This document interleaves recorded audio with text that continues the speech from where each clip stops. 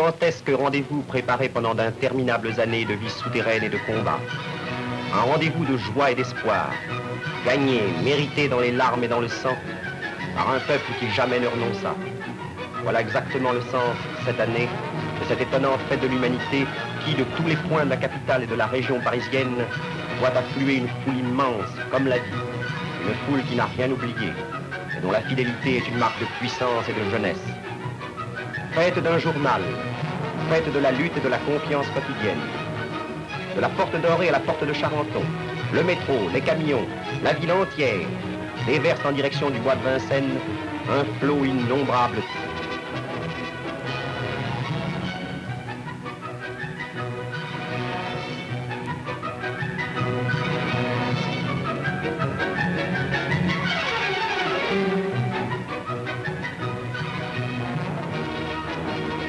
Dans la vaste clairière de Reuilly, au milieu du bois de Vincennes, sous le regard symbolique de statues colossales, une impressionnante carte de France, de cette France démocratique enfin reconquise, préside aux réjouissances et aux célébrations du jour.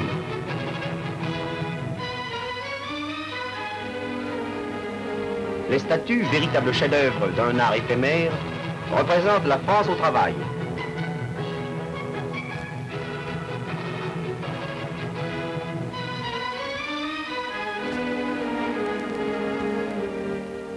Un million de participants. Tous les records ont été battus. C'est plus qu'une fête, c'est une immense affirmation. Une véritable cité construite pour 24 heures et placée sous le signe de la Renaissance française offre aux visiteurs le spectacle sans cesse renouvelé de la joie, de la force tranquille et de la liberté. Comme elle est douce et harmonieuse aux oreilles des hommes de nouveau libres, la voix criarde et discordante des mirlitons.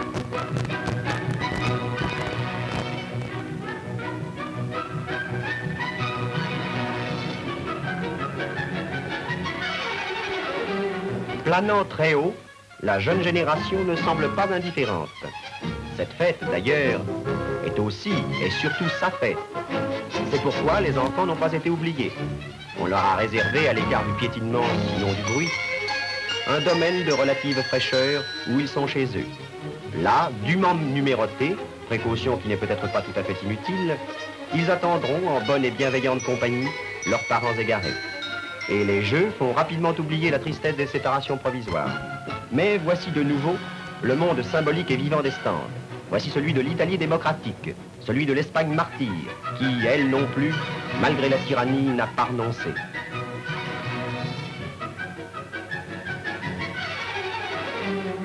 Le stand des vieux travailleurs illustre les premières victoires sociales remportées grâce aux efforts d'Ambroise Croizat. Bien que le soleil n'ait guère participé à la fête, il est un stand où on s'arrête avec un intérêt toujours neuf, histoire de vérifier en passant si le Beaujolais n'a rien perdu de ses vertus. Et l'on repart au hasard de la foule, arrêté à chaque instant par quelques nouvelles distractions. Tel ce couple qui déploie dans un espace restreint, mais bien à lui, une assez respectable énergie. Bravant les kilomètres, malgré l'immensité d'un océan humain où l'individu se noie, chacun a décidé de tout voir, et au son des flonflons et des cuivres, on avance tant bien que mal, en conservant sa bonne humeur.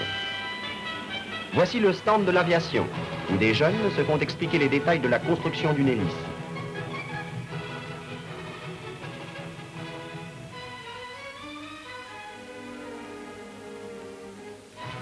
Mais à côté des enseignements, on est friand aujourd'hui de divertissement. Et on les trouve sans peine. Il y en a pour tous les goûts, pas toujours respectueux de l'esthétique classique. Le joli sourire que voilà.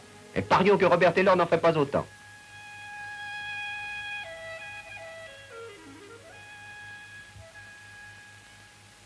Au stand de l'UJRF, ces jeunes danseuses, émules du fameux quadrille de Tabarin, s'essaient avec un certain bonheur aux prouesses du French Cancan.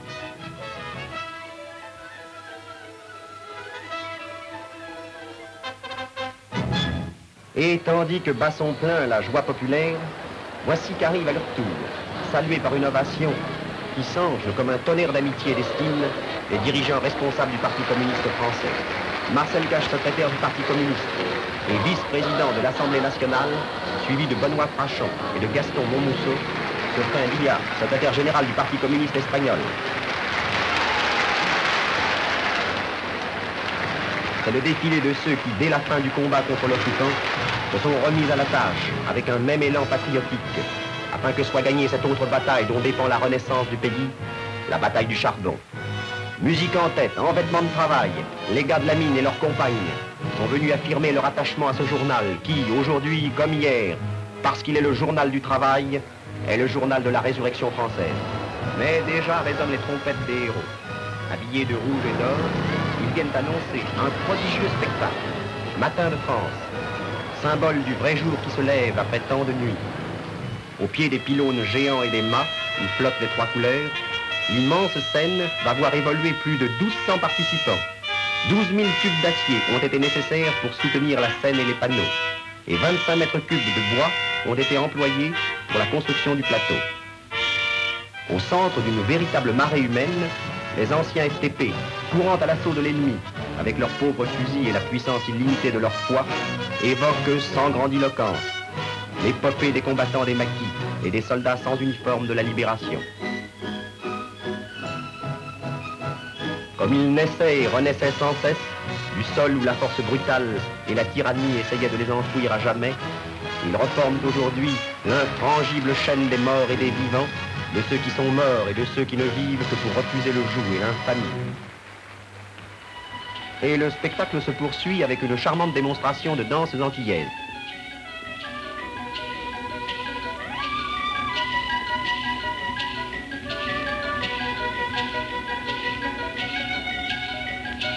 Tout dans la joie et la simplicité, l'hommage spontané rendu par les populations de l'Union française libre au grand journal de la liberté.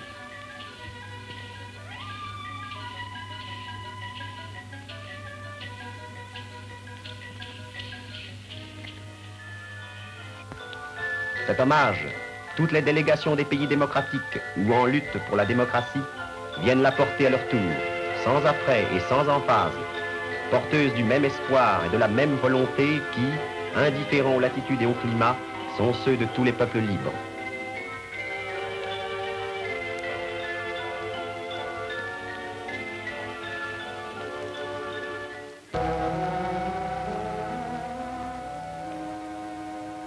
Dans le ciel, soudain, couronnant l'immense fête, une nuée de fleurs symboliques s'abat sur la foule, parachutant par milliers des messages de cette allégresse et de cette fierté auxquels on a enfin le droit de s'abandonner après tant d'années d'esclavage et de honte. Et le ciel, qui s'illumine des trois couleurs de la France, est comme un champ immense où renaît la vie après un trop long hiver.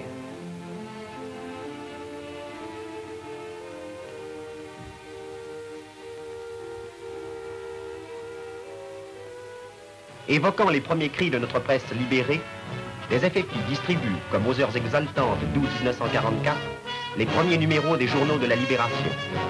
Du fond des caves où elle s'imprimait, l'humanité est sortie au grand jour, dans le bruit des grenades et des balles. Ce bateau, qui vient de l'Est, apporte à la France le premier contingent de blé soviétique, symbole de l'assistance matérielle et morale que se doivent les peuples dans un monde véritablement libéré.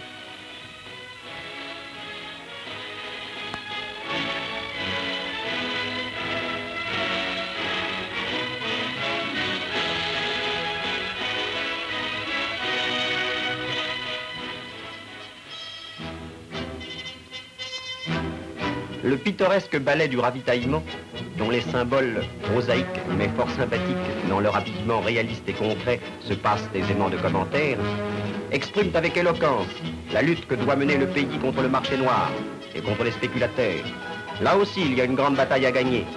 Souhaitons que bientôt la côtelette, le sac de café et le démocratique tabac soient autre chose que des figures de carnaval.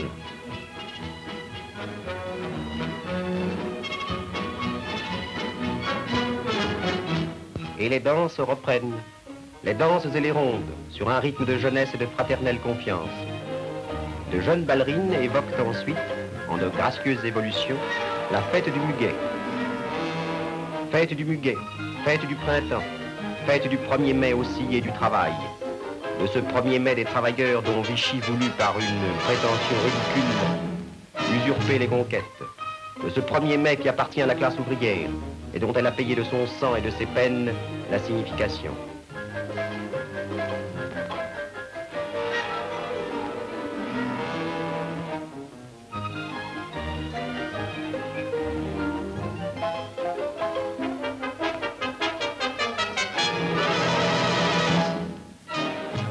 Le ciel s'obscurcit imperceptiblement. La foule, un peu lasse de danse et de chansons, se presse comme une mer dont les vagues s'apaisent dans les bruits du soir. Soudain, les applaudissements crépitent. Saluant l'arrivée à la tribune de Marcel Cachin, de Maurice Thorez, de Jacques Duclos, d'André Martin et la Passionnariat. Marcel Cachin prend la parole et tire la leçon de cette belle manifestation. Et d'organisatrice de la démocratie française.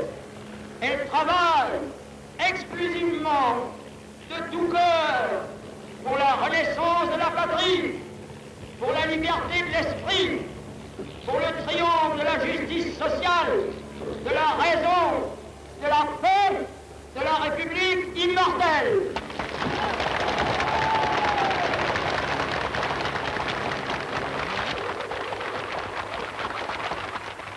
Et à l'heure où tombe le soir, les feux s'allument autour des tentes, annonçant un bien sympathique bivouac.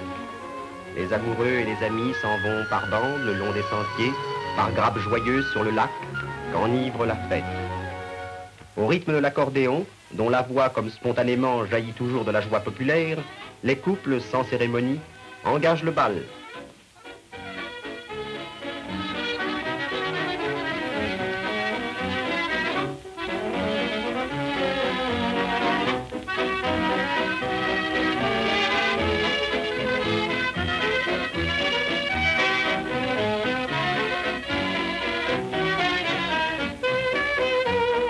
Et dans la nuit qui s'étale sur la prodigieuse kermesse, que de souvenirs on enfouira aujourd'hui au fond de sa mémoire.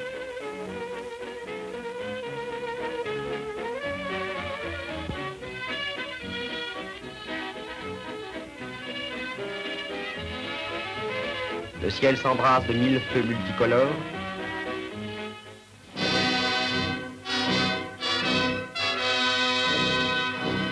Et à l'horizon vient s'inscrire la phrase qu'un million de poitrines attend de fois répéter au cours de cette journée, cette phrase pour laquelle on est venu.